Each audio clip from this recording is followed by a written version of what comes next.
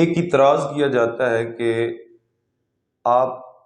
ولادت مصطفیٰ صلی اللہ تعالیٰ علیہ وسلم کی جو خوشی ہے اس کو ہر سال کیوں کرتے ہیں؟ یہ تو جس سال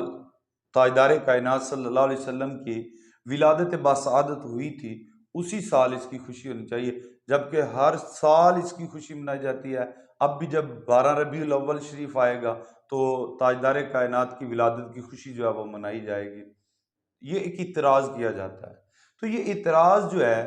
یہ عقل اور نقل کے اعتبار سے غلط ہے، بنتا ہی نہیں ہے یہ اعتراض۔ کیوں کہ یہ قرآن و سنت اور دنیاوی لحاظ سے بھی اگر دیکھا جائے تو یہ اعتراض بالکل باطل اعتراض ہے، ایسا اعتراض کرنا نہیں بنتا۔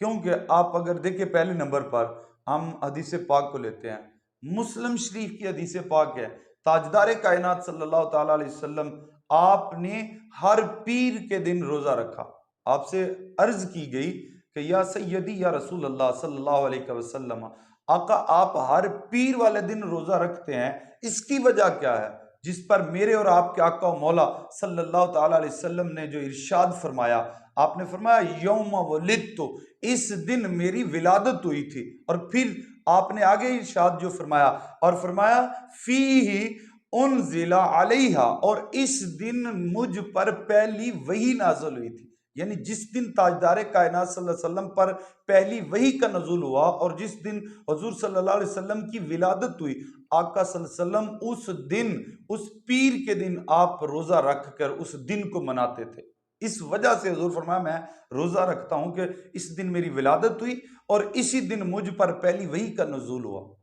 گویا کہ تاجدار کائنات صلی اللہ علیہ وسلم نے اس اعتراض کا خود ہی جواب ارشاد فرما دیا۔ اب جبکہ وہی تو پہلی مرتبہ ایک مرتبہ ہی ہوئی تھی اور ولادت بھی پہلے پیر کو ہی ہوئی تھی، تو ہر پیر والے دن تاجدار کائنات صلی اللہ علیہ وسلم کا روزہ رکھنا اور ہر جو وہی پہلی ہی پیر ایک ہی پیر کو ہوئی تھی پہلی وہی، تو پھر ہر پیر کو اس وہی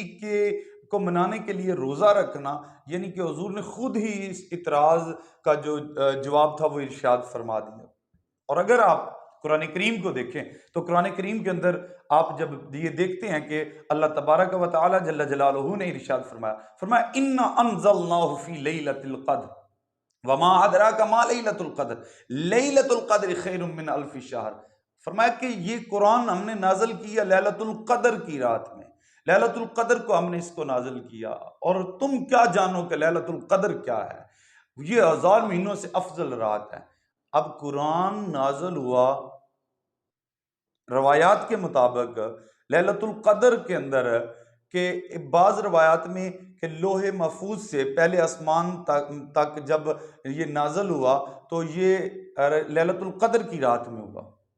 تو ایک ہی بار ہوا۔ تو ہر رمضان میں احادیث مبارکہ کی روشنی کے اندر ہم ہر رمضان کے اندر اس لیلۃ القدر کو تلاش کرتے ہیں، جیسے تاجدار کائنات صلی اللہ تعالیٰ علیہ وسلم نے ارشاد فرمایا کہ رمضان المبارک کے آخری 10 جو روزے ہیں ان کی طاق راتوں میں اس رات لیلۃ القدر کو تلاش کرو۔ اب وہ رات تو ہر سال ہر رمضان میں آتی ہے، جبکہ قرآن تو اس وقت ہی نازل ہوا ایک بار ہی لوح محفوظ سے پہلے آسمان تک، یا بعض روایات کے مطابق کہ اس کا آغاز جو ہوا قرآن کریم کے نزول کا وہ لیلۃ القدر، تو وہ تو ایک بار ہی ہوا۔ تو اب ہر سال رمضان المبارک میں ہم اس کو تلاش کرتے ہیں۔ تو اسی طرح قرآن کے نزول کا جو ماہ مقدس، اب قرآن تو ہر روز پڑھا جاتا ہے، ہر مہینے پڑھا جاتا ہے، ہر سال اس کا اہتمام رمضان المبارک میں خاص طور پہ کیا جاتا ہے۔ کیوں؟ اس لیے کہ قرآن کے وہ نزول کا مہینہ ہے۔ اسی طرح جس طرح قرآن کے نزول کا مہینہ رمضان المبارک ہے، اس میں بالخصوص اہتمام کیا جاتا ہے تلاوت قرآن کریم کا، اسی طرح تاجدار کائنات کی ولادت کا مہینہ ربیع الاول، ربیع النور شریف ہے، جس مہینے میں تاجدار کائنات کی ولادت باسعادت ہوئی۔ اور اسی طرح ناظرین اکرام پیر کا دن، اور میرے اور آپ کے آقا مولا نے ہر پیر کا، اب چاہیے تو یہ کہ ہر پیر کو خوشی منائی جائے، ہر پیر جو ہے اس کو خوشی منائی جائے، لیکن کیونکہ بالخصوص اس دن کا تعین کیا جاتا ہے، وہ تاریخ دیکھی جاتی ہے، جس تاریخ کو، جس دن کو تاجدار کائنات کی ولادت ہوئی کیونکہ وہ دن باعث برکت ہے، باعث رحمت ہے، باعث شفقت ہے، اللہ کی رحمت کا نزول کا دن ہے، کہ جس دن اللہ نے اپنی نعمت عظمیٰ تاجدار کائنات صلی اللہ علیہ وسلم کی شکل میں ہمیں عطا فرمائی۔ تو اس دن خوشی کرنا اور پھر یہ اعتراض کرنا کہ ہر سال کیوں، تو اس اعتراض کا جواب آپ عقلی طور پہ دیکھیں، عقل کے اعتبار سے دیکھیں، دنیاوی طور پر بھی اگر آپ دیکھ لیں، آپ اپنے بچوں کی سالگرہ کرتے ہیں تو اگر فتویٰ مانگنے جائیں تو فتویٰ کیا ملے گا کہ سالگرہ کرنا جائز ہے، لیکن اگر وہ سالگرہ کے اندر جو ہے شریعت کے موافق ہو، یعنی اس میں مرد و زن کا اختلاط نہ ہو، اس کے اندر میوزک کا انتظام نہ ہو، اس میں وہ ڈول باجے نہ ہوں، تو پھر آپ اگر شریعت کے دائرے میں رہ کے اپنے بچے کی سالگرہ کرتے ہیں تو اس میں کوئی حرج نہیں ہے، تو ہر سال کریں، ہر سال کرتے ہیں۔ تو اسی لیے تاجدار کائنات صلی اللہ علیہ وسلم کی جو ولادت باسعادت کا مہینہ ہے اور وہ دن ہے پیر کا دن، اور پھر وہ 12 ربیع الاول شریف کا دن جب آتا ہے، تو اسی لیے مؤمنین تاجدار کائنات صلی اللہ علیہ وسلم کی ولادت باسعادت کی خوشی مناتے ہیں۔